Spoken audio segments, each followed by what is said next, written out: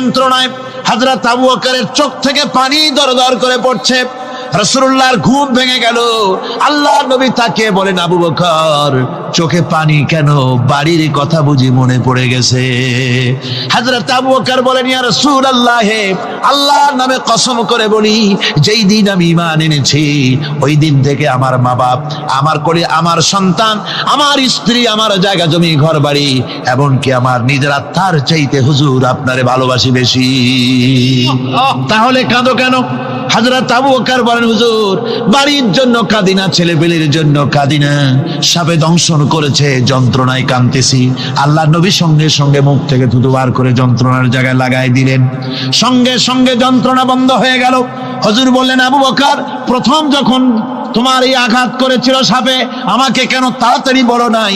এতক্ষণ তো তোমার কষ্ট হতো না।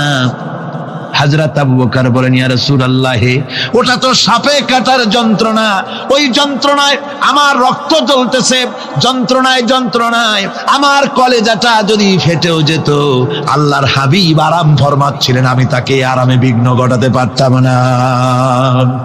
আমার ভাইয়েরা, হযরতে আবু বকর, হযরতে রাসূল দুজন বসে আছেন। এমনি সময় কাফের বেঈমানেরা খুঁজতে খুঁজতে জায়গা মতো এসে গেছে।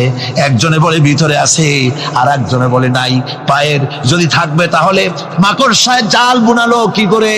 পাখি ডিম পেড়ে বসে আছে কি করে? তাদের সন্দেহ হতে লাগলো। এর মধ্যে না একজন বলে আছে আর একজন বলে নাই। হযরত আবু বকর ভয়ের চোটে কেঁদে ফেলেছেন, হুজুর আর উপায় নাই।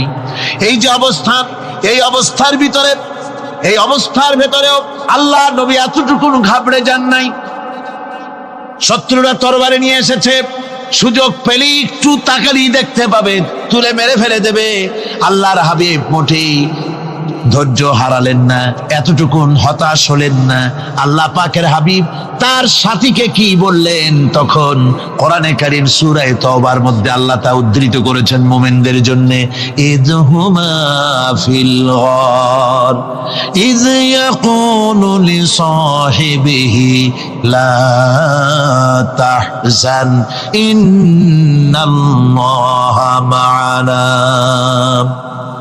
ও আমার সাথী, ও বন্ধু, ভয় করো না, চিন্তা করো না, আমরা মাইনরিটি নই, আমরাই মেজরিটি। তার কারণ আল্লাহ আমাদের সাথে আছেন। সুবহানাল্লাহ, আল্লাহ আমাদের সাথে আছে। আর বন্ধুগণ, কোরআনে কারীমে রব্বুল আলামিন বলেন, فأنزل الله سكينته عليه وأيده بجنود لم تروها।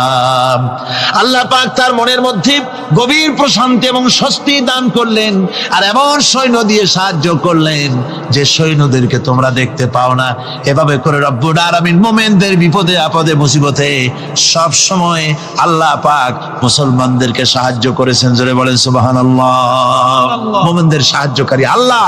তাই ইসলামী আন্দোলনের সাথে যারা আছে, যারা কর্মী, যারা নেতা, যারা মুমিন, যারা ঈমানদার, মেঘের মতো প্রচন্ড কালো মেঘ হয়ে চতুর্দিক থেকে অন্ধকারের মতো সে এসেছে বিপদ, কোন বিপদ না। আল্লাহ পাক সাহায্যকারী। কে সাহায্যকারী? জোরে বলেন, সাহায্যকারী কে? আল্লাহ সুবহানাহু ওয়া তাআলা, তিনি সাহায্যকারী, ভয় নাই। আল্লাহ পাকের উপর ঈমান আনলে পরে কলিজার ভিতরে দুর্জয় সাহসের সৃষ্টি হয়ে যায়, কোনো ভয় অন্তঃকরণে তার থাকে না। আল্লাহ পাক সাহায্য করেন। আর আল্লাহর উপরে ঈমান আনলে পরে রব্বুল আলামিন বলেছেন, ইয়া আইয়ুহাল্লাযীনা আমানু হাল আদুল্লুকুম আলা তিজারাতিন তুনজিকুম মিন আযাবিন আলীম। এমন একটা ব্যবসার কথা কি বলবো না, যে ব্যবসায় তোমাদেরকে জাহান্নামের আযাব থেকে বাঁচায় দেবে। তার প্রথম কাজই হলো আল্লাহর প্রতি ঈমান আনা। ঈমান আনলে পরে এই সমস্ত গুণ তৈরি হয়ে যায়। আর ঈমানে সবচাইতে উপকৃত হয় সমাজের লোকেরা, রাষ্ট্রের লোকেরা, পরিবারের লোকেরা, দেশের মানুষ উপকৃত হয় মুমিনদের দিয়ে ঈমানের কারণে। তার কারণ হলো একজন মুমিন, একজন ব্যক্তি যখন ঈমানদার হয়, মুমিন হয়ে যায়, আল্লাহর প্রতি যখন প্রগাঢ় বিশ্বাস তার এসে যায়, তখন সেই ব্যক্তি নৈতিকতার মান তার বেড়ে যায়। জোরে বলেন সুবহানাল্লাহ। নৈতিক চরিত্রের উপরে সে প্রতিষ্ঠিত হয়, সে মিথ্যা বলতে সাহস পায় না। মুমিন ব্যক্তি মিথ্যা বলতে সাহস পায় না। কেন পায় না? মিথ্যা বলতে সাহস পায় না ঠকাতে সাহস পায় না, ওজনে কম দিতে সাহস পায় না, শয়তানি বদমাশি করতে সাহস পায় না। তার কারণ হলো আল্লাহ পাক বলে দিয়েছেন, মুমিন কোরআনের ভিতরে পড়েছে, ইয ইয়াতালাক্কাল মুতালাক্কিয়ানি আনিল ইয়ামিনি ওয়া আনিশ শিমালি কাঈদ। দুজন নিয়ন্ত্রণকারী ফেরেশতা তোমার ডানে এবং বামে বসে বসে তোমাকে নিয়ন্ত্রণ করছে, কোথায় যাও কি করো এই ফেরেশতারা বসে বসে সব দেখতেছে। মা ইয়ালফিযু মিন কাওলিন ইল্লা লাদাইহি রাকীবুন আতীদ। মানুষ এমন কোনো কথা বলে না যা ফেরেশতারা রেকর্ড না করে, সব রেকর্ড হয়ে যায়। তাই মুমিন ব্যক্তি দায়িত্বহীন কথা বলতে পারে না। মুমিন ব্যক্তির চরিত্র ভালো হয়ে যায়, সে যে কথা বলে বুঝে শুনে কথা বলে, সে যে ওয়াদা করে বুঝে শুনে ওয়াদা করে, যেহেতু সবকিছুর জবাব কিয়ামতে দিতে হবে। কোথায় দিতে হবে? কোথায় দিতে হবে? কিয়ামতে আল্লাহর দরবারে জবাব দিতে হবে। মহান আল্লাহ রাব্বুল আলামিন বলেছেন, ওয়ালাকাদ খালাকনাল ইনসানা ওয়া না'লামু মা তুওয়াসবিসু বিহি নাফসু। মানুষ সৃষ্টি করেছি আমি, তার অন্তঃকরণের ভিতরে ওয়াসওয়াসা কি হয় আমি জানি। এই জন্য মুমিনেরা মনের ভিতরে কোনো খারাপ কল্পনাও করতে পারে না। খারাপ কল্পনা করলেও তার হিসাব দেওয়া লাগবে আল্লাহর কাছে। কার কাছে? ওয়াইন তুবদু মিন আনফুসিকুম আও তুখফুহু ইউহাসিবুকুম বিহিল্লাহ। আল্লাহ বলেন, মনের মধ্যে যেসব কল্পনা করো তা প্রকাশ করো আর গোপন রাখো, ওইটার হিসাব নেব আমি আল্লাহ পাক। কিয়ামতের দিন আমার কাছে হিসাব দিতে হবে। বন্ধুগণ, এই জন্য মুমিন যারা, মুমিনদের চরিত্র প্রতিষ্ঠিত হয়, মুমিনদের ধারণা থাকে যেখানেই যাই না কেন, যেখানেই বসি না কেন, সেখানেই আল্লাহ, আল্লাহ ছাড়া কোনো জায়গা নাই। আছে নাকি? আছে। আল্লাহ পাক বলেন, মা ইয়াকুনু মিন নাজওয়া সালাসাতিন ইল্লা হুয়া রাবিউহুম। তোমরা যেখানে তিনজন মিলে পরামর্শ করো, মনে রেখো তিনজন নও, ওখানে চতুর্থ সত্তা আমি রব্বুল আলামিন তোমাদের কাছে আছি, সব শুনি আর দেখি।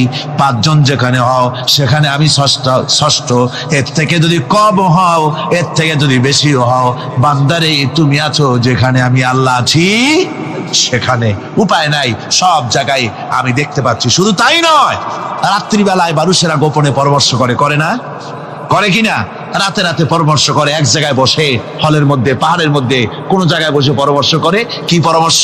ইসলামী আন্দোলনের লোকদের মারবে, কোথায় তাদের ধরবে, কোথায় তাদের অত্যাচার করবে, এই সমস্ত পরামর্শ করে। আল্লাহ পাক বলছেন, শুনুন, আল্লাহ রাব্বুল আলামিন বলেন, ওয়া হুয়া মাআহুম ইয ইউবাইতুনা মা লা ইয়ারদা মিনাল কাউল ওয়া কানা আল্লাহু বিমা তা'য়ামালুনা মুহীতা। আল্লাহ পাক বলেন, তিনি তো ঠিক সেই সময়ও তোমাদের কাছে থাকেন যখন তোমরা নিজেদের ঘরের মধ্যে বসে, কোন এক জায়গায় বসে আল্লাহর মর্জির খেলাফ পরামর্শ করো, আল্লাহ তখনও তোমাদের কাছে থাকেন।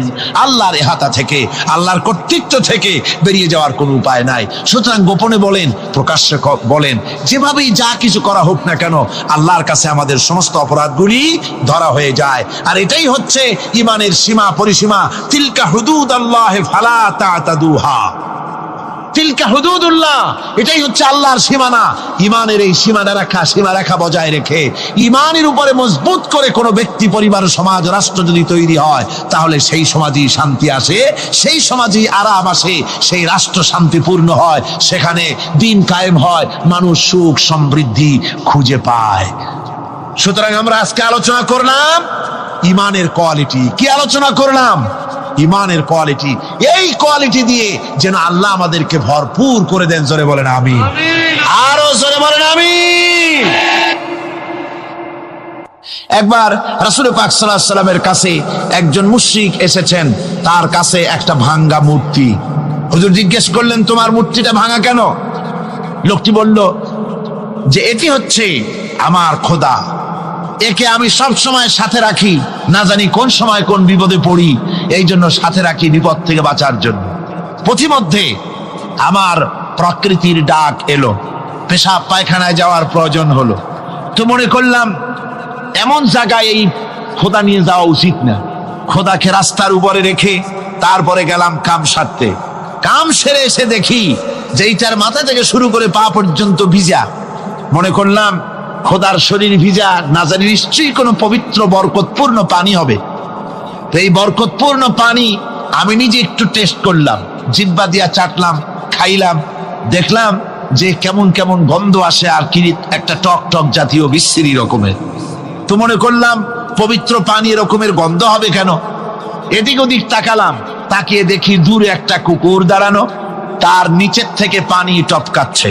তখন ভাবলাম যে আসলে কোন বরকতের পানি এটা। আমি তখন রাগ করে এইটা ঠ্যাং ধরে আছাড় মারলাম যে তুই কি খোদা না তুই একটা হুদা? তুই তো নিজেরই ঠেকাতে পারিস না বিপদ থেকে, তো আমারে ঠেকাবি কি করে? হাদিস শরীফ এসছে, রাসূল পাক সাল্লাল্লাহু আলাইহি ওয়াসাল্লাম তখন হেসে দিয়েছিলেন। সে হাসিতে হুজুরের দন্ত মোবারক বিকশিত হয়েছিল, শরীর মোবারক কেঁপে উঠেছিল। হুজুর জিজ্ঞেস করলেন, আমার কাছে কি বক্তব্য এসেছো? লোকটি বলছে, হুজুর আমার কাছে আজকে এইসব জিনিসের ব্যর্থতা, অসারতা ধরা পড়েছে, আমি তাওহীদের আশ্রয় নিতে এসেছি। আল্লাহর নবী বললেন, পড়ো লা ইলাহা ইল্লাল্লাহু মুহাম্মাদুর রাসূলুল্লাহ। মুমিন ব্যক্তি আত্মমর্যাদার সৃষ্টি হয় তার কলিজার মধ্যে, আত্মসম্ভ্রম, আত্মসম্মান। সে কারো কাছে মাথা নত করবে না, তার কারণ সে জানে আমি যার গোলাম তিনি হচ্ছেন সকল ক্ষমতার উৎস। সকল ক্ষমতার উৎস কে? চিল্লায় বলতে হবে, সকল ক্ষমতার উৎস কে? কিন্তু আমার দেশের পার্লামেন্ট, আমার দেশের সংসদ, এই সংসদে নেতা নেত্রীরা সেখানে বসে বলেন সকল ক্ষমতার উৎস, সকল শক্তির উৎস জনগণ। বলেন এরকম, সকল ক্ষমতার উৎস জনগণ। এই ধরনের কথা বলা শিরক, বিশ্বাস করাও শিরক। জনগণের ক্ষমতা কোথায়? জনগণ শুধু ভোটের ক্ষমতা রাখে, ক্ষমতা দেওয়ার মালিক আর ক্ষমতা ছিনায় নেওয়ার মালিক জোরে বলেন কে? জনগণই যদি ক্ষমতার মালিক হয় তাহলে 9 বছরের রাজার 10 বছরের সাজা হয় কেমনে? জনগণ ক্ষমতার মালিক নয়, এটি একটি মিথ্যে কথা। এই কথাটি শিরক, কোন মুসলমানের কথা বিশ্বাস করা উচিত নয়। কথা বুঝতে পেরেছেন? কোন মুসলমানের বিশ্বাস করা উচিত নয়। আল্লাহ পাক পরিষ্কার বলেছেন, আন্নাল কুওয়াতা লিল্লাহি জামিআ, সমস্ত ক্ষমতার উৎস কেবলমাত্র আল্লাহ সুবহানাহু ওয়া তাআলা। কিন্তু বেকুবরা বোঝে না, জনগণকে খুশি করার জন্য, তাদের ভোট যেন বারবার পাওয়া যায়, এই জন্য বলে সমস্ত ক্ষমতার উৎস জনগণ। বেকুবেরা, পাগলেরা বুঝে না, সেই জন্যই তারা এই কথাগুলি বলে। কয়েকটি কথা আমাদের দেশে চালু আছে যে কথাগুলি শুনলে খুবই খারাপ লাগে। একটা হচ্ছে সকল ক্ষমতার উৎস জনগণ, এটি মারাত্মক শিরকপূর্ণ কথা। আরেকটি কথা, যখন রেডিও টিভিতে বলা হয় যে কুতুবদিয়া, হাতিয়া সন্দ্বীপ, কক্সবাজার উপকূলীয় এলাকায় থেকে 280 মাইল স্পিডে বাতাস প্রবাহিত হবে, 30 ফিট উঁচু হয়ে জলোচ্ছ্বাস হবে, গ্রেট ডেঞ্জার সিগন্যাল নাম্বার 10 দেখাবার জন্য বলা হলো। সাথে সাথে তারপরেই রেডিও টিভি থেকে, সরকারি যন্ত্র থেকে সরকারের লোকেরা বলতে থাকেন এই বিরাট তুফান, জলোচ্ছ্বাস এবং ঘূর্ণিঝড়ের মোকাবেলা করার জন্য সেনাবাহিনী প্রস্তুত করে রাখা হয়েছে। কি বেকুবি! 30 ফুট জলোচ্ছ্বাস হবে, সেনাবাহিনী করবে কি? বন্দুক নিয়ে দাঁড়ায় থাকবে? মোকাবেলা করবা? প্রচন্ড বাতাসের মোকাবেলা করবা তুমি সলিমুদ্দি? হ্যাঁ, বরং বলা যেতে পারে ঘূর্ণিঝড় এবং জলোচ্ছ্বাসের পরে যে দুর্যোগ সৃষ্টি হবে তড়িৎ গতিতে, আমরা সেই দুর্যোগকে, মানুষকে ঠেকাবার জন্য আমরা প্রাণ চেষ্টা চালাবো, আমাদের সব মেশিনারি সেজন্য প্রস্তুত আছে, এটা বলা যেতে পারে। কিন্তু ঝড়ের মোকাবেলা করব, মারাত্মক কথা, মারাত্মক কথা। সকল ধারে কষ্ট করবে, এ বিধান ইসলামের নয়। কেউ থাকবে 10 তলায় আর কেউ থাকবে গাছতলায়, কেউ খাবে পোলাও, কোরমা, বিরিয়ানি, আর কারো কিসমতে মরিচ পোলাও হবে না। এই বিধান আল্লাহর নয়। ইসলামের বিধান হচ্ছে যে আল্লাহ যে সব সম্পদ মানুষকে দান করেছেন, এই সম্পদের ভিতরে বিত্তহীনদের অধিকার রাখা হয়েছে। বিত্তহীন যারা গরিব, যাদের কিছু নাই, তারা আপনার করুণার পাত্র নয়। কি বলেন, তারা কি ধনীদের করুণার পাত্র? কোরআনে কারিমে আল্লাহ বলেন, ওয়াল্লাযীনা ফী আমওয়ালিহিম হাক্কুন লিস-সাইলি ওয়াল মাহরুম। ধনীদের সম্পদের ভেতরে গরিবদের, বিত্তহীনদের অধিকার রয়েছে। সে অধিকার আদায় করে দাও। দান করা এমনি দিয়ে দেওয়া এক জিনিস। গরিবদেরকে, বিত্তহীনদেরকে ইসলাম করুণার পাত্র বানায় নাই, বলেছে অধিকার। অধিকারটা বড় মজবুত কথা, এই কথার লোড আছে, ওয়েট আছে। আপনার আমার সম্পদের, অর্থাৎ যাদের বিত্ত আছে, বিত্ত সম্পদওয়ালা সম্পদশালী লোকেদের সম্পদের ভেতরে গরিবদের অধিকার রয়ে গেছে। সে অধিকার আদায় করতে হবে। ইসলাম সকল মানুষের দারিদ্র্য দূর করে বেঁচে থাকার মৌলিক অধিকার প্রতিষ্ঠিত করেছে। রাসূল করিম সাল্লাল্লাহু আলাইহি ওয়াসাল্লাম বলেছেন, লাইসা লি ইবনি আদম হাক্কুন সিওয়া হাযিহিল খিসাল, বাইতুন ইয়াসকুনুহু ওয়া সাওবুন ইউয়ারি আওরাতাহু ওয়া জালফাল খুবজি ওয়াল মা, আখরাজাহু তিরমিজি। তিরমিজি শরীফের হাদিসের ভেতরে এসেছে, রাসূল করিম সাল্লাল্লাহু আলাইহি ওয়াসাল্লাম বলেছেন, প্রত্যেকটি বনি আদমের তার বাস করার জন্য একটা গৃহ, এবং লজ্জা ঢাকার জন্য, শীত নিবারণের জন্য তার বস্ত্র, আর ক্ষুধা মিটাবার জন্য তার পানি আর রুটি ইত্যাদির ব্যবস্থা করতে হবে। চাই সে মুসলমান হোক, আর হিন্দু হোক, আর খ্রিস্টান হোক। বনি আদম, আদমের সন্তান যে মানুষ, যে তার এই অধিকার ইসলাম প্রতিষ্ঠিত করেছে। আজ বলা হচ্ছে খাদ্য, বস্ত্র, বাসস্থান সমাধান দেবে অমুকরা তমুকরা, এরকমের স্লোগান হয় না? ওরা দিতে পারবে না, ওরা দিতে পারে নাই। খাদ্য, বস্ত্র, শিক্ষা, চিকিৎসা, বাসস্থানের গ্যারান্টি দিয়েছে কোরআন, দিয়েছে আল্লাহ রসুল জনাব মুহাম্মদ রাসূলুল্লাহ সাল্লাল্লাহু আলাইহি ওয়াসাল্লাম। ইসলাম অর্থনৈতিক নিরাপত্তার জন্য যে সব পন্থা অবলম্বন করেছে, সেটা হচ্ছে যে সমাজের কর্মক্ষম সকল ব্যক্তি রুজির জন্য পরিশ্রম করবে, কেউ বসে থাকতে পারবে না। এটা হচ্ছে ইসলামের নিয়ম, কেউ বসে থাকতে পারবে না। কোরআনে কারীম বলছে, ফাইদা কুদিয়াতিস সালাতু ফান্তাশিরু ফিল আরদ ওয়াবতাগু মিন ফাদলিল্লাহ। ফাইদা কুদিয়াতিস সালাত, যখন তোমার নামাজ সম্পূর্ণ হয়ে গেল, ফান্তাশিরু ফিল আরদ, ছড়িয়ে পড়ো আমার জমিনের উপরে, ওয়াবতাগু মিন ফাদলিল্লাহ, আর আমার অনুগ্রহ অনুসন্ধান করো। রুজি কামানো কোনো খারাপ জিনিস না। কেউ মনে করে সারাদিন বসে বসে আল্লাহর জিকির করব, কেউ দুনিয়াটারে ঝামেলা মনে করে জঙ্গলে চলে যেতে চায়। এটা নিয়ম না। আপনি বসে থাকতে পারবেন না, আপনাকে কাজ করতে হবে। রুজি কামাই করাটাকে কোরআনে কারিমে এতটা সম্মান দিয়েছে, যেটাকে ফদলুল্লাহ বলা হয়েছে। ফদলুল্লাহ, এটা আল্লাহর অনুগ্রহ। সুবহানাল্লাহ বলেন। এটাকে ফদলুল্লাহ বলা হয়েছে, এটা জিনাতুল্লাহ বলা হয়েছে। আপনি যে কাপড় চোপড় ব্যবহার করেন, এই কাপড় চোপড়ের ব্যাপারে আল্লাহ পাক প্রশংসা করেছেন, কাপড় চোপড় সুন্দর পড়তে বলেছেন।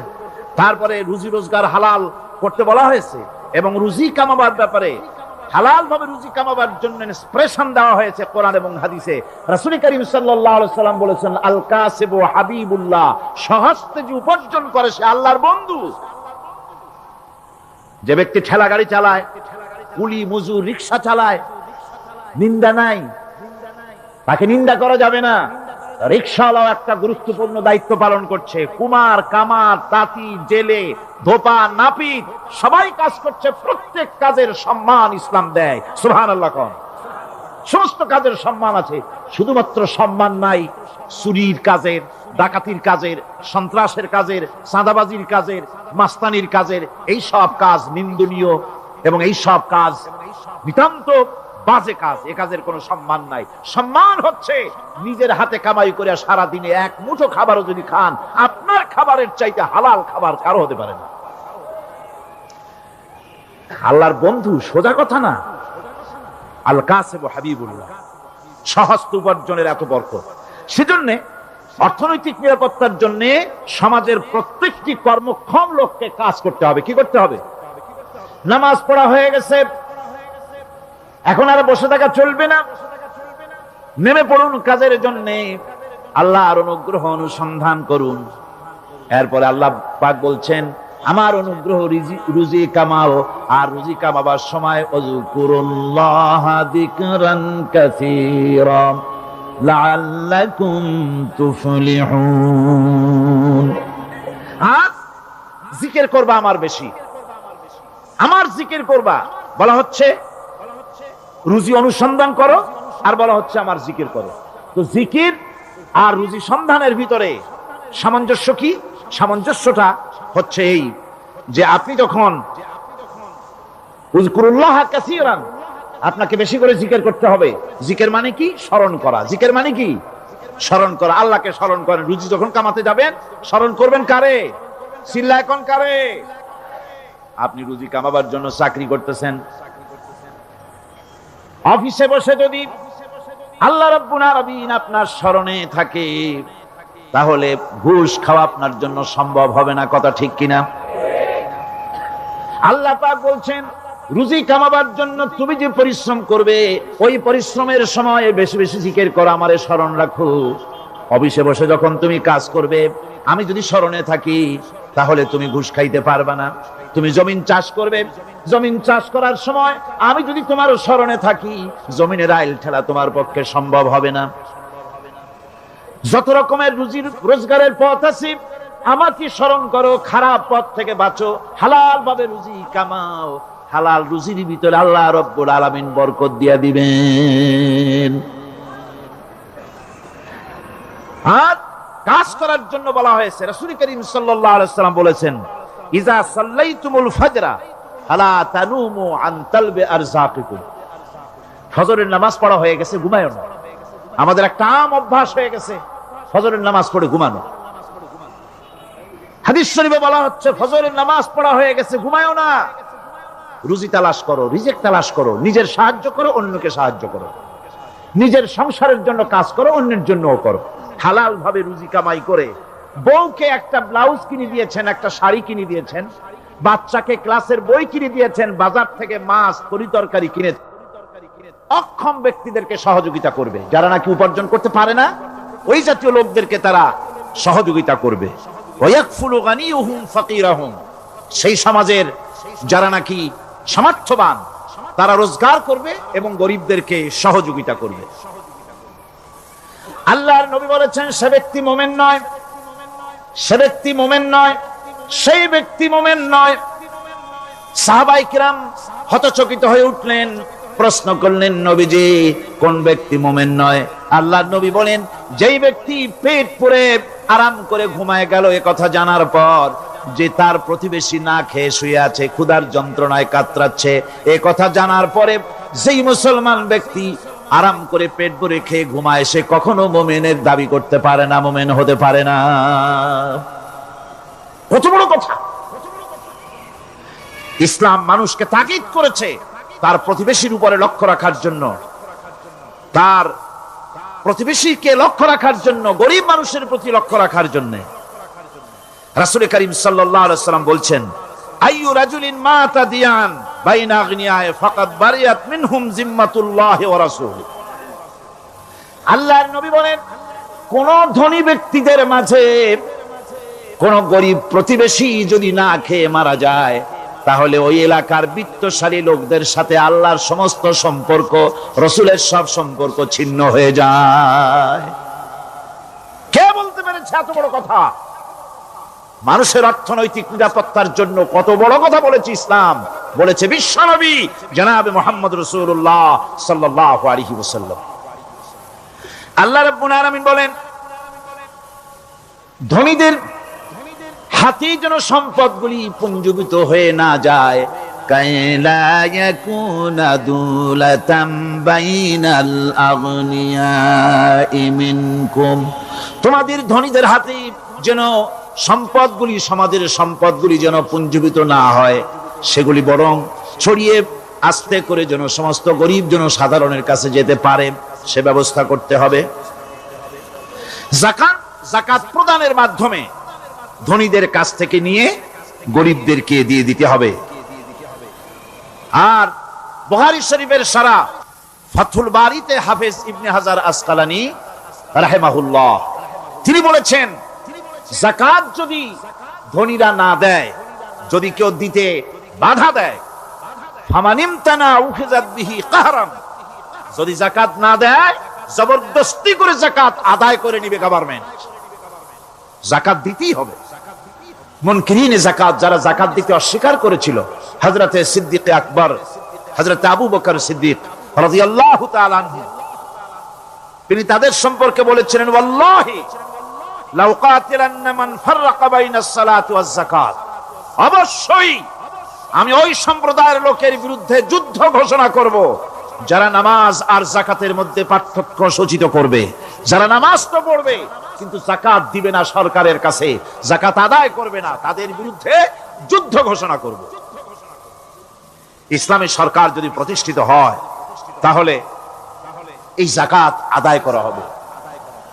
যাকাত কেউ নিয়ে বসে থাকতে পারবে না, যাকাত আদায় করা হবে।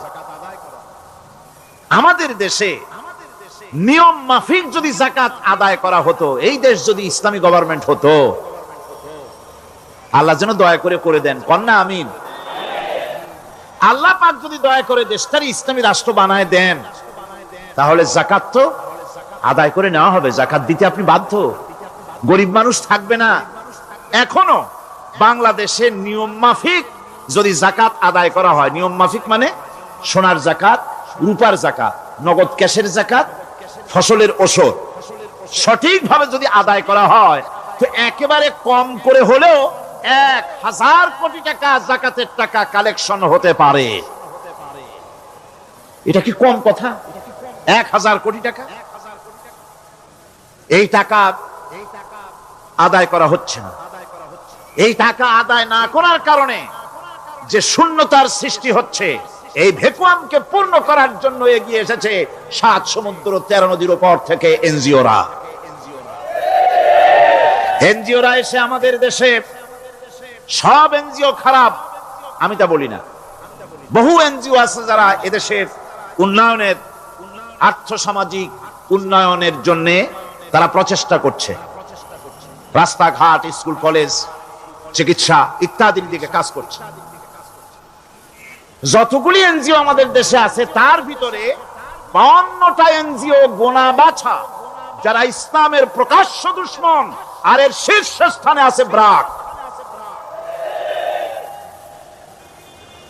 এই এনজিও গুলি তারা আমাদের দেশে এসে সুদি কারবার শুরু করেছে, পরিপূর্ণভাবে সুদের কারবার।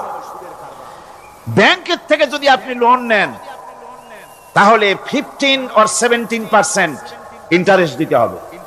আর ওদের কাছ থেকে যে সুদ, যে টাকা নেওয়া হয়, সেই টাকায় গ্রামীণ ব্যাংক থেকে শুরু করে ব্র্যাক বলেন, কারিতাস বলেন, অক্সফাম বলেন, অ্যাডাপ বলেন, যেগুলি আছে এগুলি সুদ নেয় 30 থেকে 34% পর্যন্ত। গোটা জাতিকে গ্রাম পর্যায়ে তারা সুদের নিবিড় চাষ করতেছে, ঘরে ঘরে সুদ পৌঁছে দিয়েছে, মুসলমান নারীদেরকে বেহুরমতি করেছে, ইসলামের ঐতিহ্য ধ্বংস করতেছে, নারীদেরকে বিপর্দা করতেছে, আমার দেশের ফ্যামিলি স্ট্রাকচারকে এনজিওরা ধ্বংস করে দিচ্ছে।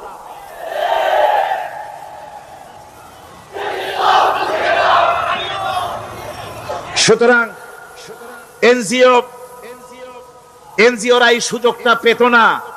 যদি যাকাত কালেকশন করা হতো আর যাকাত দিয়ে, যাকাত যে সব জায়গায় খরচ করতে হয় সেই খরচ করার জায়গাগুলিতে সঠিকভাবে যদি ব্যয় করা হতো, এই অবস্থা হতো না। বাংলাদেশের সম্পদের অভাব নাই। যারা বলে বাংলাদেশ গরিব, আমি তাদের সাথে একমত নই। আক্ষরিক অর্থে বাংলাদেশ গরিব নয়, বাংলাদেশে সম্পদ আছে। বাংলাদেশে যে জিনিসটার অভাব সেটা হচ্ছে ইনসাফ ভিত্তিক বন্টনের অভাব। এখানে কেউ তো 1000 বিঘা জমির মালিক, বিঘা বুঝেন না কি কোন আপনারা, কানি। কেউ তো হাজার কানির মালিক, আর কারো তো রান্নাঘর উঠাবার জায়গা নাই। কথাটা ঠিক কিনা? কেউ তো শত শত কোটি টাকা, কত কোটি টাকা যে আছে তা হিসাব করে মাসখানেক লাগবে, গুনিয়া কুলাইতে পারবে না। আর কারো তো একটা ট্যাবলেট কেনার পয়সা নাই। সুতরাং আমার দেশে যেভাবে গরিব বলা হয় আক্ষরিক অর্থে ওইভাবে আমার দেশ গরিব নয়। আমাদের দেশে সম্পদ আছে, বহুত জমি অনাবাদি ফেলে রাখা হয়েছে। রাসূল করিম সাল্লাল্লাহু আলাইহি ওয়াসাল্লাম বলেছেন, সেই ব্যক্তির জমিন রাখার অধিকার নাই যে ব্যক্তি তা চাষের আওতায় না আনে। আছে না বহুত জমি পড়িয়া? আবাদযোগ্য জমি আমাদের দেশে আছে যা, তার 2,40,00,000 একর। আমাদের ভূমি সম্পদ রয়েছে, বনজ সম্পদ যা আছে সেটা হচ্ছে 32,53,860 একর জুড়ে বিরাট বনজ সম্পদ আমাদের আছে। ভূমি সম্পদ আছে, বনজ সম্পদ আছে। আমাদের রয়েছে পানি সম্পদ, প্রায় 250 নদী, 3,600 বর্গ মাইল জুড়ে নদীগুলো প্রবাহিত আছে। আমাদের পানি সম্পদ আছে। আমাদের গ্যাস সম্পদ আছে, যে গ্যাস অন্তত 100 বছর চলতে পারে। প্রত্যেক বাড়িতে বাড়িতে গ্যাসের সংযোগ দিলেও 100 বছরে ফুরাবে না। আলহামদুলিল্লাহ কইতে ইচ্ছা করে না? জোরে কোন আলহামদুলিল্লাহ। আমাদের গ্যাস সম্পদ রয়েছে, আমাদের মৎস্য সম্পদ আছে, পশু সম্পদ আছে, কৃষি সম্পদ আছে, আরো রয়েছে বিপুল জনশক্তি। জনশক্তিকে আজ সবচাইতে বার্ডেন মনে করা হয়। জনশক্তিকে বলা হয় বাংলাদেশের সবচাইতে বড় সমস্যা, জনশক্তি সমস্যা। এটা হচ্ছে যে সরকার আসে তারই ভূতে পায়, যে যায় লঙ্কা সে আর মানুষ হালে ফেরে না। মানুষগুলি তার জন্য জ্বালা। অথচ এই মানব শক্তি হচ্ছে শ্রেষ্ঠ শক্তি। ইউনিভার্সিটি জনমের মতো না বাড়াইয়া, এখন তো ইউনিভার্সিটি দাবি করতেছে সকলে, গ্রামে গঞ্জে থানায় রান্নাঘরে সব জায়গায় কয় আমাদের ইউনিভার্সিটি দাও। আর ইউনিভার্সিটির ফজিলত কি তা তো আমরা দেখতেইছি।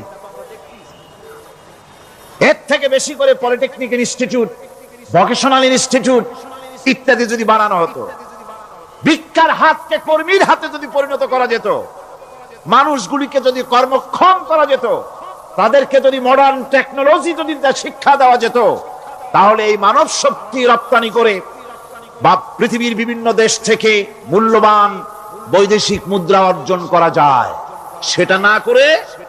সেটা না করে মানুষ হইছে জ্বালা, জনমের মতো এদেরকে মারো। এটা হচ্ছে ট্রেনের থার্ড ক্লাস প্যাসেঞ্জার্স মেন্টালিটি। সেটা কিরকম? সেটা হচ্ছে ট্রেনে যখন মানুষ চলে তৃতীয় শ্রেণীতে, একবার উঠে বসলে সে অন্যের জন্য জায়গা ছাড়ে না।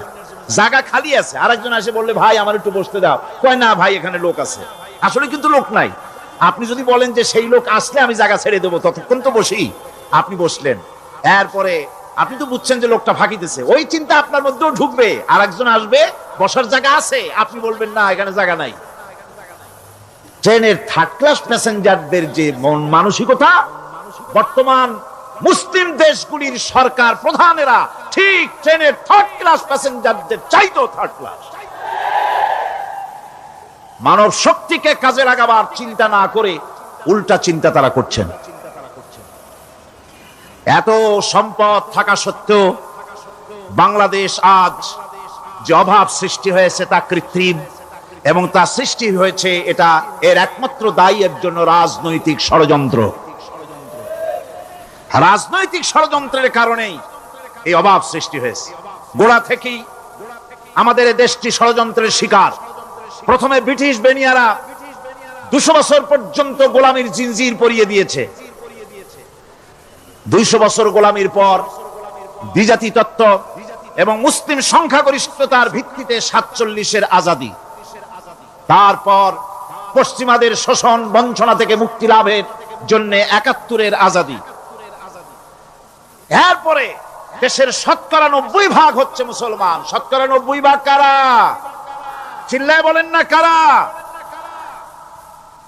পৃথিবীর এই দ্বিতীয় বৃহত্তম মুসলিম জনগোষ্ঠীকে খ্রিস্টান আর ইহুদিরা তারা চেয়েছে জনগণকে খ্রিস্টান বানাতে। আমাদের দেশের জনগণকে তারা চায় খ্রিস্টান বানাতে। যারা কমিউনিস্ট তারা চায় আমাদেরকে নাস্তিক বানাতে,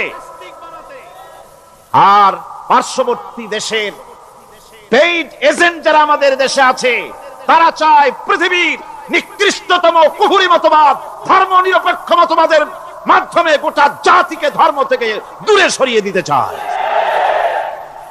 সুতরাং এই ষড়যন্ত্রের শিকার হয়ে আছে বাংলাদেশ।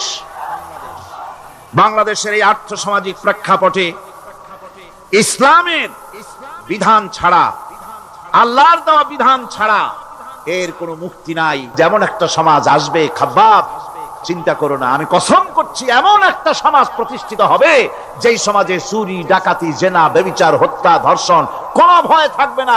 লা ইয়াখাফু ইল্লাল্লাহ, আল্লাহ ছাড়া কারো কোনো ভয়, মনের ভিতরে ভয় থাকবে না। ওয়ালাকিন্নাকুম তাস্তাজিলুন, তোমরা বড্ড তাড়াহুড়ো করতেছো, বেসবর হচ্ছো, সবর করো, তাড়াহুড়ো করো না। এমন সমাজ আসবে।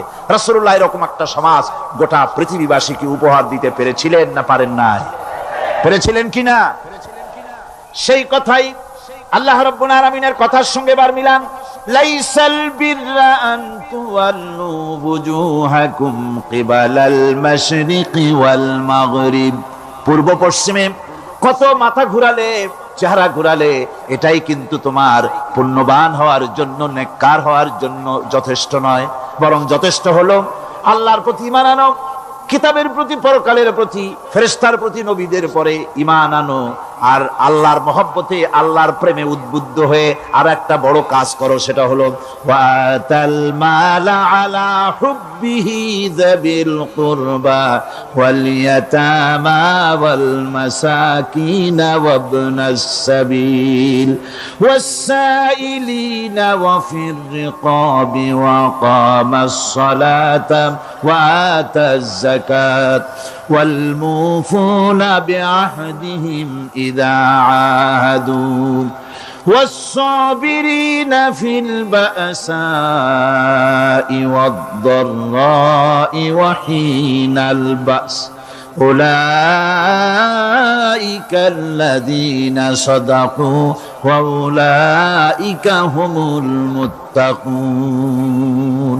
আরেকটি গুরুত্বপূর্ণ কাজ করতে হবে আল্লাহ পরকালে বিশ্বাস করার সাথে সাথে, সেটা হলো এই, তোমাদের জানের মতো প্রিয় ধন এবং সম্পদকে আল্লাহর মহব্বতে খরচ করতে হবে। সেজদা দিয়া কপালে দাগ লাগাইছো কিন্তু প্রতিবেশীকে সাহায্য করো নাই, গরিবদেরকে দাও নাই, এতিমকে দাও নাই, বোনকে ঠকাইছো, মেয়েকে ঠকিয়েছো, তোমার ওই সেজদায় কিয়ামতে কাজ দিবে না।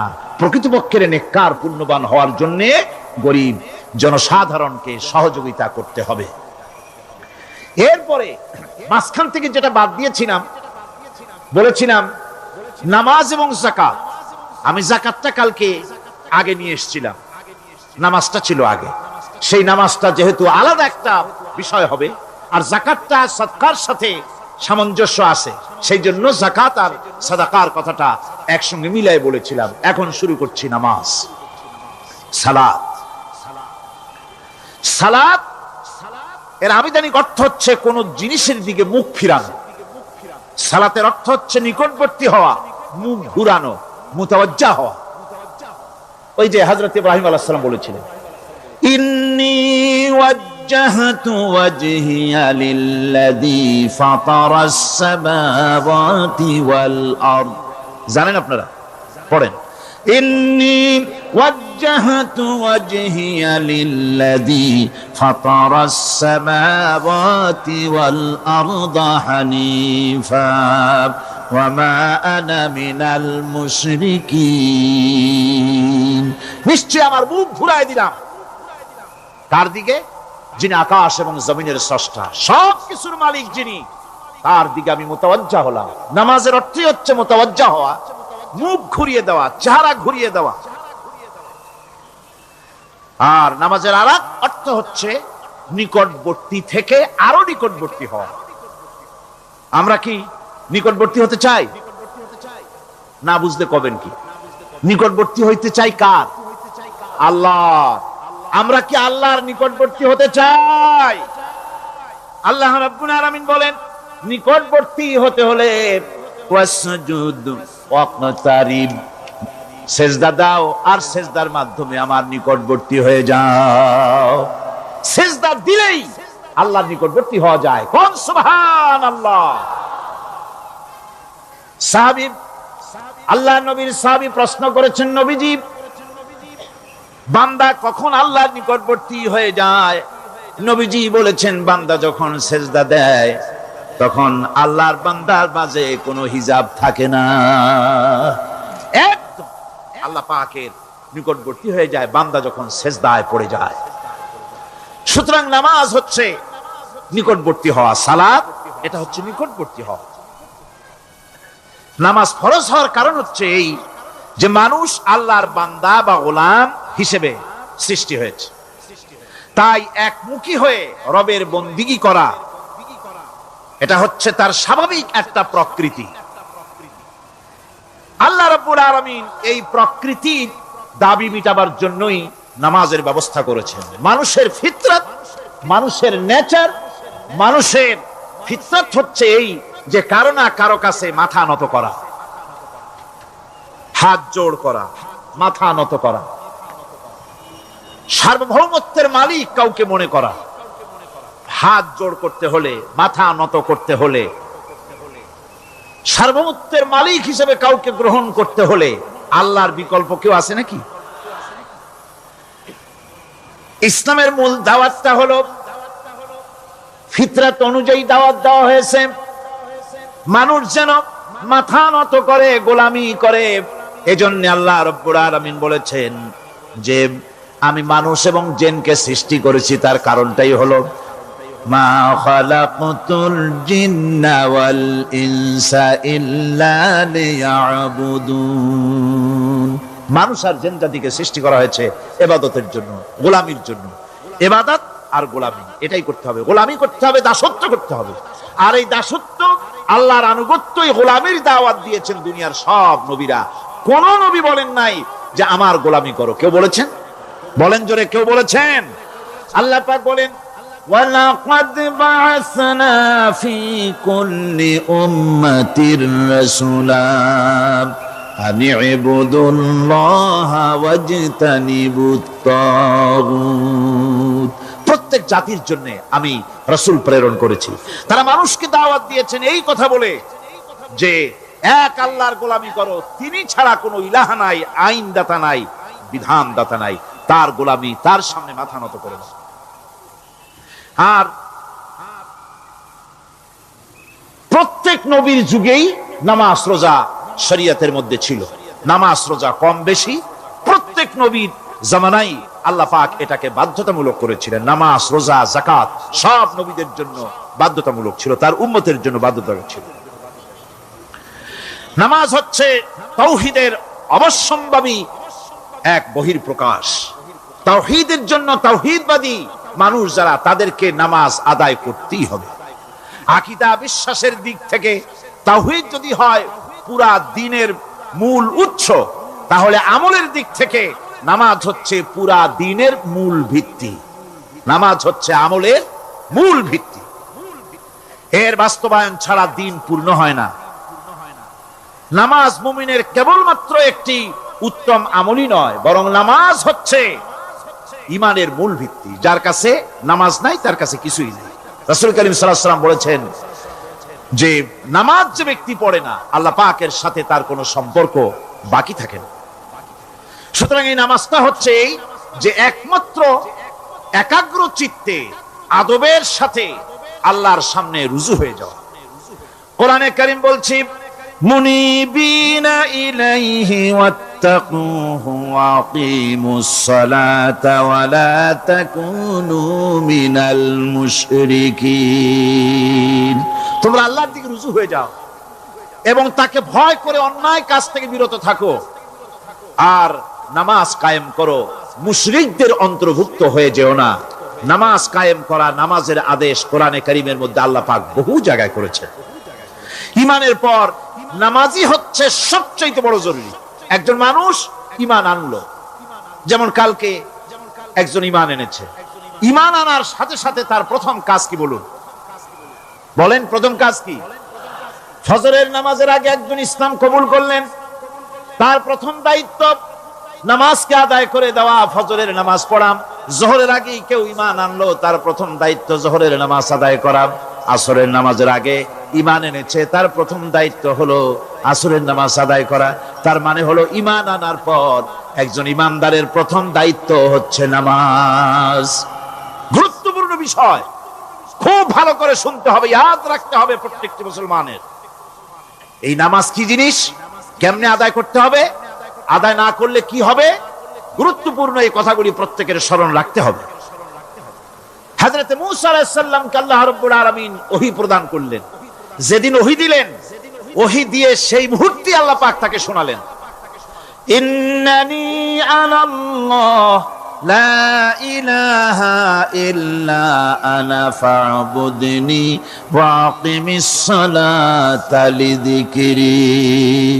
নিশ্চয়ই আমি আল্লাহ, আমি ছাড়া কোনো ইলাহ নাই, আমার গোলামি করো, আমার দাসত্ব করো, আর আমার শরণার্থে নামাজ কায়েম করো। নামাজ নামাজ নামাজ কায়েম করতে হবে, এটাই হচ্ছে ইমানের সবচেয়ে বড় দাবি। অন্যত্র আল্লাহ পাক বলছেন, কুল ইন্না হুদাল্লাহি হুয়াল হুদা ওয়া উমিরনা লিনুসলিমা লিরাব্বিল আলামিন। হে নবী বলুন, প্রকৃতপক্ষে আল্লাহর হেদায়েত হচ্ছে সঠিক হেদায়েত। সত্যিকারের হেদায়েত কার হেদায়েত? আল্লাহ পাকের হেদায়েত। এবং তার পক্ষ থেকে নির্দেশ করা হয়েছে যে সারা জাহানের মালিকের সামনে মাথা নত করে দাও। মাথা নত করবেন কার কাছে? আল্লাহ পাকের কাছে। ওয়া আনাকিমুস সালাতা ওয়াত্তাকুহু ওয়া হুয়াল্লাযী ইলাইহি তুহশারুন। আর নামাজ প্রতিষ্ঠা করো, আল্লাহ রাব্বুল আলামিনের ভয়তে সমস্ত অপরাধমূলক কাজ থেকে, অসামাজিক কার্যকলাপ থেকে বিরত থাকেও। আর একদিন মনে রেখো, তোমাদের সকলকেই আল্লাহ রাব্বুল আলামিনের দরবারে উপস্থিত হতে হবে। নামাজ ঈমান থাকা না থাকার প্রমাণ। ঈমান আছে কি ঈমান নাই এর প্রমাণ কি? নামাজ। আল্লাহ পাক বলছেন, ফালা সাদ্দাকা ওয়ালা সাল্লা ওয়ালাকিন কাযযাবা ওয়া তাওয়াল্লা। কিন্তু না সে সত্য মেনে নিল, আর না সে সালাত আদায় করলো, বরং সত্যকে মিথ্যা মনে করে ফিরে গেল। নামাজটাই হচ্ছে একজন মানুষের, সে মুমিন না কাফের তা প্রমাণ করার জন্য, এটাই হচ্ছে মূল কথা। কিয়ামতের দিন মানুষ যে জাহান্নামে যাবে, জাহান্নামের জন্য, জাহান্নামে যে সব কারণে যাবে তার মধ্যে বড় কারণ, কালকে বলেছিলাম, দেখি মনে আছে নাকি, বড় কারণ কয়টা? কয়টা? আলহামদুলিল্লাহ মনে আছে। আল্লাহ রাব্বুল আলামিন বলেন, ইয়াতাসাআলুনা আনিল মুজরিমিন। কিয়ামতের দিন অপরাধীদেরকে জিজ্ঞেস করা হবে, মা সালাকাকুম ফি সাকার, জাহান্নামে কেন আসছো? জবাবে তারা বলবে, ক্বালু লাম নাকু মিনাল মুসাল্লিনা ওয়া লাম নাকু নুতঈমুল মিসকিন। নামাজ পড়ি নাই, আর এতিম মিসকিনদের খেতে দেই নাই, এই কারণেই জাহান্নামে এসেছি। কল নাউযুবিল্লাহ। নামাজ যারা পড়বে না জাহান্নামে যেতে হবে। কোথায় যেতে হবে? কেউ কেউ মনে করতে পারবেন নামাজের ওয়াজ তো বহু শুনছি, এর চাইতে গুরুত্বপূর্ণ জিনিস আর নাই। নামাজের চাইতে গুরুত্বপূর্ণ ইবাদত আল্লাহর সৃষ্টি করেন নাই। মুসলমানের জন্য সর্বশ্রেষ্ঠ ইবাদত কি? চিল্লায় এখন জোরে বলেন কি? এই নামাজ।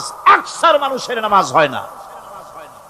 যারা আমরা নামাজ পড়ি, বহু লোকের নামাজ পড়ে ঠিক, কিন্তু নামাজ আদায় হয় না। আমি সে কথা বলবো সামনের দিকে, প্রাণ খুলে শুনবেন, কাজে লাগবে ইনশাআল্লাহ। কোন ইনশাআল্লাহ? আকীদাগত দিক থেকে ঈমান হলো তাওহীদের স্বীকৃতি, আর আমলের দিক থেকে নামাজ হচ্ছে তাওহীদের বহিঃপ্রকাশ। আপনি মুসলমান তা প্রমাণ হবে নামাজ দিয়ে। নামাজহীন ঈমানের দাবি মূল্যহীন। যার নামাজ নাই তার ঈমানের দাবি করার কোনো মূল্যই নেই। অনেক এরকম কথা বলে, হুজুর আমি মানুষটা নিতান্ত খারাপ না, যাই মনে করেন, গ্রামে রাস্তা বানাইছি, ব্রিজ করে দিয়েছি, কালভার্ট করেছি, এতিম মিসকিনরে তাও মাঝে মধ্যে খাবার দেই। নামাজ হচ্ছে ইসলামের গণ্ডির মধ্যে প্রবেশের প্রমাণ। কোরআনে কারীম বলছে ফাইন তাবু ওয়া আকামুস সালাতা ওয়া আতাউজ যাকাতা ফাইখওয়ানুকুম ফিদ্দীন। সূরা তাওবা এসেছে। তারা যদি তওবা করে আর নামাজ কায়েম করে, যাকাত যদি আদায় করে, তাহলে এখন তোমাদের সে দ্বীনি ভাই, এখন ভাই হয়ে গেল। একটু আগে ছিল কাফের মুশরিক, এখন তোমার দ্বীনি ভাই। দ্বীনের গণ্ডির মধ্যে প্রবেশ করা, কলেমা পড়ার সাথে সাথেই নামাজ।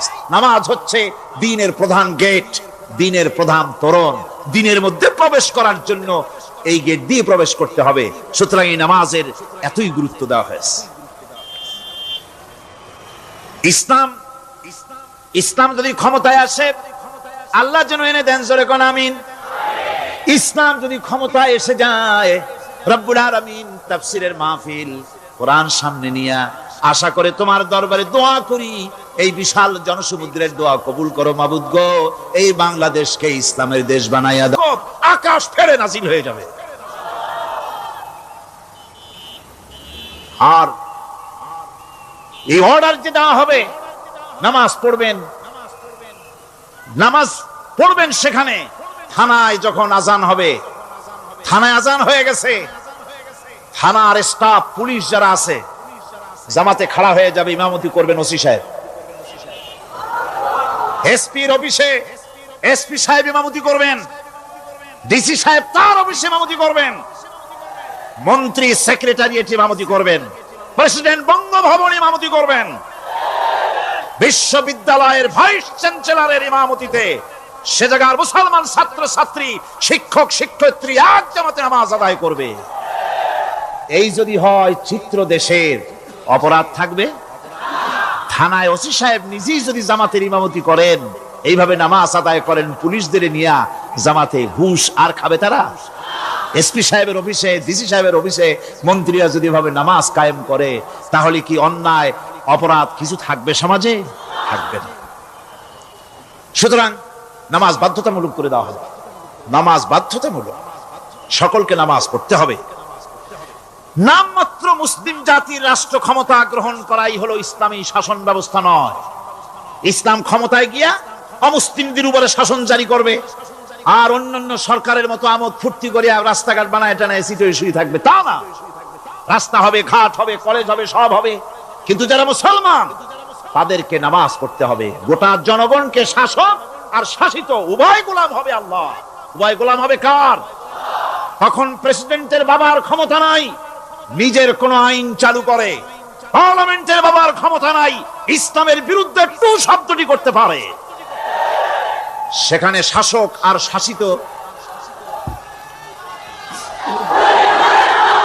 শাসক আর শাসিত হয়ে যাবে একজন এক হুকুমদাতার গোলাম। সে হুকুমদাতাকে ইনিল হুকুমু ইল্লা লিল্লাহ আলা লাহুল খালকু ওয়াল আমর। প্রেসিডেন্ট থেকে শুরু করে শাসক আর শাসিত সব আইন মানবে ওই আল্লাহ রাব্বুল আলামিনের, যিনি এই তামাম জাহান সৃষ্টি করেছেন। সৃষ্টি যার আইন চলবে সেই আল্লাহ রাব্বুল আলামিনের, এবং তার আইনের সার্বিক অনুসরণ করে চলতে হবে সকলকে। এক কথায় ইসলামী সরকারের সমস্ত ক্ষমতা ব্যয় হবে নামাজ কায়েম করা আর যাকাত আদায় করার ব্যাপারে। নামাজ যদি কায়েম হয়ে যায়, যাকাত যদি আদায় করা হয়, দুঃখ, দারিদ্র, কষ্ট কিছুই থাকবে না, বেকার সমস্যা থাকবে না। সমস্ত বেকারদেরকে চাকরি না পাওয়া পর্যন্ত বেকার ভাতা দেওয়া হবে।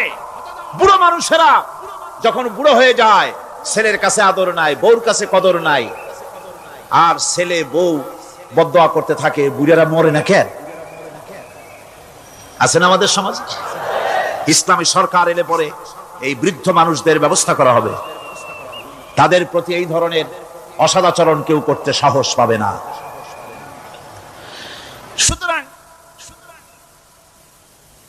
নামাজ প্রতিষ্ঠা এবং যাকাত আদায় হলেই সমাজের অন্যায় অবিচার যা আছে তার 12 আনাই বিলুপ্ত হয়ে যাবে। কর আলহামদুলিল্লাহ। তখন চাকরিতে প্রমোশন হবে নামাজের ভিত্তিতে। এখন প্রমোশন হয় কে কত ঘুষ খাইতে পারে, কে কত সরকারের দালালি করে বিবেকের বিরুদ্ধে বিরোধী দলকে বেশি করে পেটাতে পারে, এর উপরে ভিত্তি করে প্রমোশন হয়। ইসলামী সরকার যখন আসবে, ইসলামী সরকার যখন প্রতিষ্ঠিত হয়ে যাবে, তখন চাকরির প্রমোশন নির্ভর করবে তার সুন্দর চরিত্র আর নামাজের পাবন্দির উপরে ভিত্তি করে। সমাজে দুঃখ দুর্দশা থাকবে, যেরকম থাকবে থাকবে। আমার ভাইরা,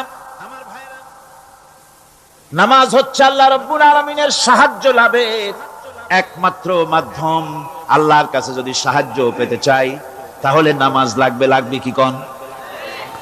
وَلَقَدْ أَخَذَ اللَّهُ مِيثَاقَ بَنِي إِسْرَائِيلَ وَبَعَثْنَا مِنْهُمُ 12 نَقِيًّا وَقَالَ اللَّهُ إِنِّي مَعَكُمْ لَئِنْ أَقَمْتُمُ الصَّلَاةَ।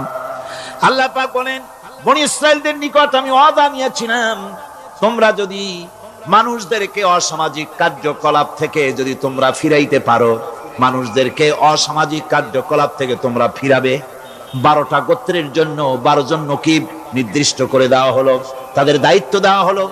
মানুষদেরকে, সমাজের লোকদেরকে অন্যায় কাজ থেকে তারা ফিরাবে, ভালো ভালো কাজ করার জন্য তাদেরকে আদেশ করবে, অসামাজিক অধর্মীয় কাজ থেকে বাঁচাবার চেষ্টা করবে। এইটা যদি তোমরা করো তাহলে আমি তোমাদের সাথে আছি। শর্ত হলো একটা, তোমাদেরকে নামাজ কায়েম করতে হবে। নামাজ যদি কায়েম করো আমার মদদ তোমাদের জন্য অবধারিত হবে। নামাজ প্রতিষ্ঠা করলেই আল্লাহর সাহায্য লাভ করা যায় জীবনের সকল ক্ষেত্রে। নামাজ হচ্ছে অপকর্মের প্রতিবন্ধক। নামাজ পড়লে অন্যায় কাজ থেকে বাঁচার পথ। অন্যায় থেকে বাঁচায় কিসে? নামাজ। আল্লাহ রাব্বুল আলামিন বলেন, উতলু মা উহিয়া ইলাইকা মিনাল কিতাবি ওয়াকিমিস সালাম ইন্নাস সালাতা তানহা আনিল ফাহশাই ওয়াল মুনকার। হে নবী, এই কিতাব তেলাওয়াত করো, যা তোমার প্রতি অবতীর্ণ করা হয়েছে, এই কিতাব তেলাওয়াত করো আর নামাজকে প্রতিষ্ঠা করো। নিঃসন্দেহে নামাজ মানুষকে পাপাচার থেকে বাঁচায়া দেয়। অশ্লীলতা, পাপাচার থেকে মানুষকে বাঁচায় কে? জোরে চিল্লায় কোন কে? এই নামাজ মানুষকে অন্যায় কাজ থেকে বাঁচায় দেয়। নামাজ যে মানুষকে অন্যায় কাজ থেকে বাঁচায়, কেমনে বাঁচায়? আমরা যে নামাজ পড়ি, এই নামাজে তো আমাদেরকে অন্যায় কাজ থেকে বাঁচাইতে পারে না। নামাজি বহুত মানুষ আছে অন্যায় করে, করে কিনা? কোন না করে না? করে। নামাজি অথচ অন্যায় করে। আর আল্লাহ বলছেন নামাজিকে, নামাজটাকে অশ্লীলতা থেকে ফিরায়। তাহলে কথা কাটটা ঠিক? আল্লাহটা জোরে বলেন, কাটটা ঠিক? অবশ্যই আমার আল্লাহর কথা হক। আমি ভুল করতেছি, আমি যেন কোথাও ভুল করতেছি, সামথিং ইজ রং, কোথাও যেন আমরা ভুল করে বসতেছি। সেই ভুলটা কি আমরা আবিষ্কার করতে চেষ্টা করবো ইনশাআল্লাহ। প্রথম যে কথাটা সেটা হচ্ছে এই যে আমরা যা নামাজে পড়ি আমরা তা বুঝি না। কথা ঠিক কিনা? আমি যদি এখন প্রশ্ন করি সামি আল্লাহু লিমান হামিদা অর্থ কি, কোন ফার্স্ট ডিভিশনে কয়েকটা লেটার নিয়ে ফেল করবেন এরকম লোক আছেন না নাই? সুবহান রাব্বিয়াল আলা অর্থ কি জানি না, সুবহান রাব্বিয়াল আযীমের অর্থ কি জানি না, দোয়া কুনুত অর্থ কি জানি না, তাশাহুদ অর্থ কি জানি না, সূরা ফাতিহার অর্থ কি জানি না। এমন কি উযুর মধ্যে কয়টা ফরজ তাও অনেকের জানা নাই। কথা কি বেশি বললাম না ঠিক বলছি? একজনে জিজ্ঞেস করলো, মিয়া উযুতে কয় ফরজ? কয় হুজুর কি মনে করেন এটা বুঝি জানি না, এটা তো সাধারণ ব্যাপার, বলেন না কয় ফরজ? কয় উযুতে তো 17 ফরজ। কি কি? কয় হাত ধোয়া, পাও ধোয়া, মুখ ধোয়া, নাক ধোয়া, চোখ ধোয়া, জিহ্বা ধোয়া, মাথা ধোয়া। বলতে বলতে গুনে দেখা গেল প্রায় 19টার মতো বলছে। বলা হলো, মিয়া বললেন আপনি উযুতে ফরজ 17টা, কইলেন আপনি 19টা। কয় হুজুর জানি আরো, বলি না আপনাদের ভয়তে।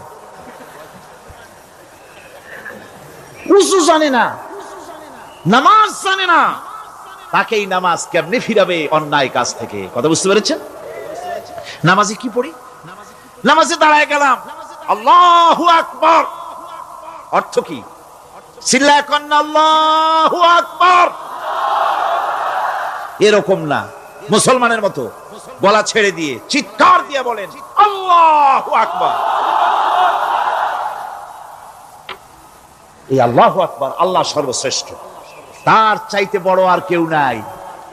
এই কথা দিনরাত 24 ঘন্টার ভিতরে শত শতবার বলি, একবার দুইবার না, শত শতবার বলি আল্লাহ সর্বশ্রেষ্ঠ। এই কথা বলার পরেও মনের মধ্যে অন্য কেউ বড় হয়, আল্লাহর বড়ত্ব যেভাবে মুখ দিয়া বলি ওইভাবে কার্যত পালন করি না।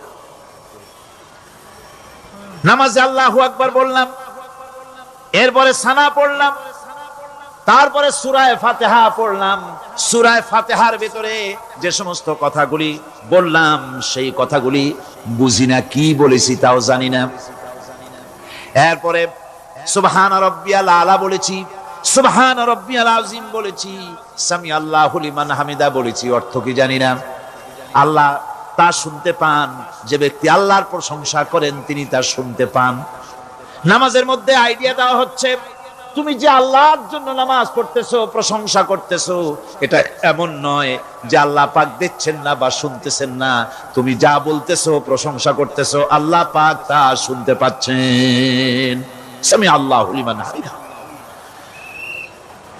সুবহান রাব্বিয়াল আলা। আমি মহান সর্বশ্রেষ্ঠ আল্লাহ রাব্বুল আলামিনের পবিত্রতা ঘোষণা করছি, আমি তার প্রশংসা করছি।